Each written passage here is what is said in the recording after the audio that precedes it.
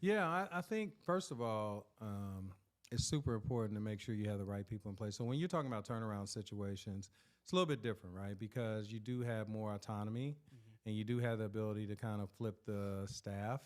So in addition to me coming in as new leadership, I had also had the opportunity to hire 50% new staff, and so making sure that you get that right, because I can't be the principal, the counselor, the teacher in first, second, fourth grade, right? Like I can't, right? No. And so it's important for me to make sure I have a standards-based, instructionally based, driven teacher in every classroom, making sure that they have the mindset first and foremost that all of our students can learn, regardless of economic, socioeconomic background, race, gender, does not matter. They can learn. And if you don't have that fundamental belief, you can't work for me.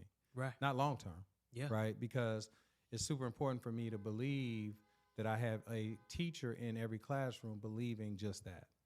And so really that's what it starts with more than anything.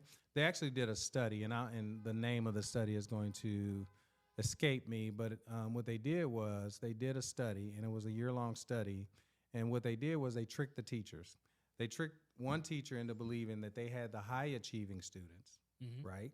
And they tricked the other teacher into believing she had the lower-achieving Lower students. achieving, yeah. It turns out that it was reversed.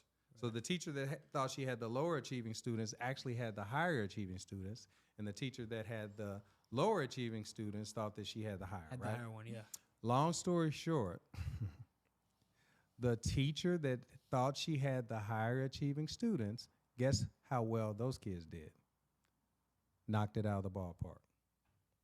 The teacher that had the lower, that actually had the higher achieving students, but she thought, only she thought, she had the lower achieving students, those students didn't do that well. Why? The teacher. The teacher. It's got to be. It starts with the teacher.